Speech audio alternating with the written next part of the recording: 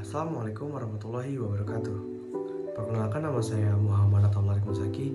Saya dari kelas KPI 5B.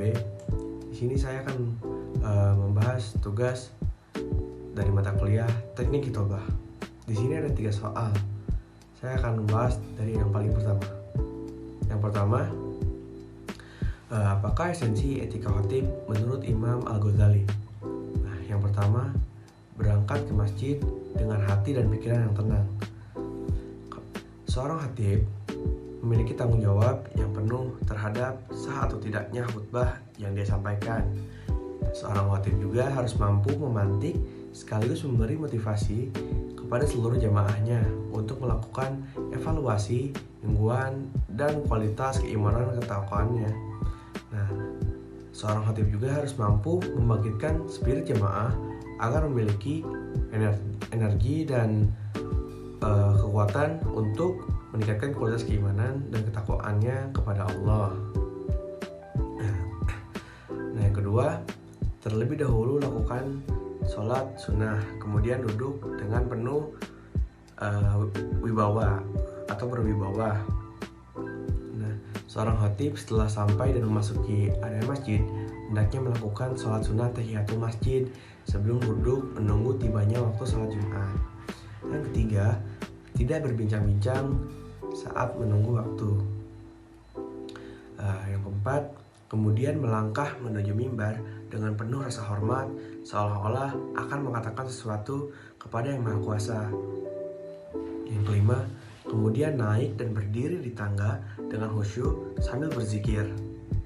Lalu yang keenam, berputar untuk melakukan pandangan kepada mustami dengan penuh konsentrasi atau melakukan eye contact langsung gitu kepada para mustami.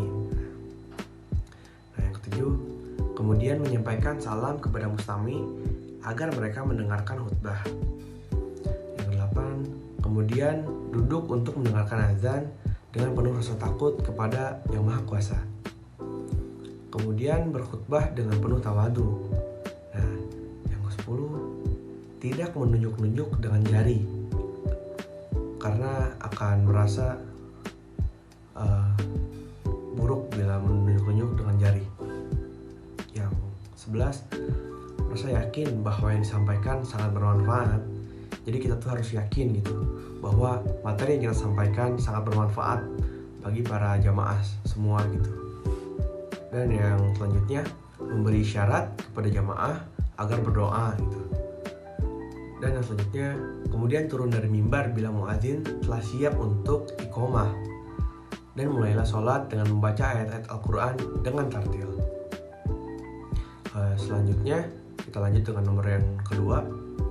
Apa saja unsur utama etika dalam proses kegiatan hitobah yang harus dimiliki seorang khatib dan jemaah? Nah, yang pertama, berangkat dari rumah harus dalam keadaan berwudu. Selanjutnya, berangkat lebih awal, kemudian sebelum duduk lakukan dulu sholat sunnah tahiyatul masjid. Yang ketiga, menjawab salam dari khatib. Yang keempat, menjawab kumandangan azan dan berdoa sesudahnya. Bila khatib bersalawat, hendaknya bersalawat kembali. Lalu dilarang duduk dengan memeluk lutut pada saat mendengarkan khutbah, dan dilarang berbicara ataupun mengobrol, apalagi sampai main-main ketika khutbah. Itu sangat dilarang. Cukup memberikan isyarat atau kode ketika ada jamaah yang gaduh, yang membuat keributan atau apa gitu. Lalu tidak perlu menjawab salam orang yang bersin dan yang mengajak salaman. Bila datang terlambat, tunaikanlah sholat tahiyatul masjid dan berniat untuk aktualisasi pesan khutbah. Dan yang terakhir, mengamini doa dari khatib.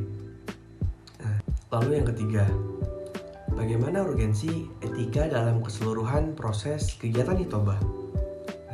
Kegiatan khutbah merupakan bagian dari ibadah yang mana di dalamnya terdapat beberapa tuntutan syariat yang harus dijalankan secara baik dan benar, termasuk halnya etika yang berlaku bagi khatib maupun mustami'.